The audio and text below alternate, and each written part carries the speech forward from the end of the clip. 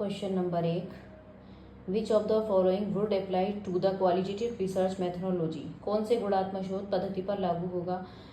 एम्पेरिज्म, अनुभववाद, emphasize on description of variable, चर के विवरण पर जोर। Number 3, explores, experience, meaning, perceptions and feeling, अनुभव, वर्ड, धारणा और भावना का पता लगाती है।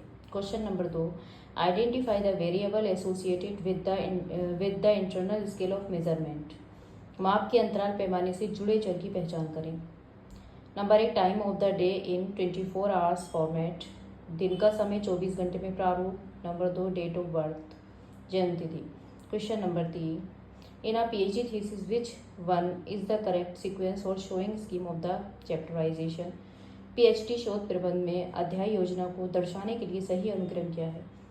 इंट्रोडक्शन, फिर सर्वे ऑफ रिलेटेड स्टडीज, फिर डिज़ाइन ऑफ स्टडी, फिर डाटा प्रेजेंटेशन, फिर एनालिसिस, इंटरप्रिटेशन, फिर फॉर्मुलेशन ऑफ जनरलाइजेशन, फिर कंक्लूजन, फिर suggestions for further research, references, फिर appendix. Question number 4, below are given a few key terms, identify these which dominate qualitative research paradigm.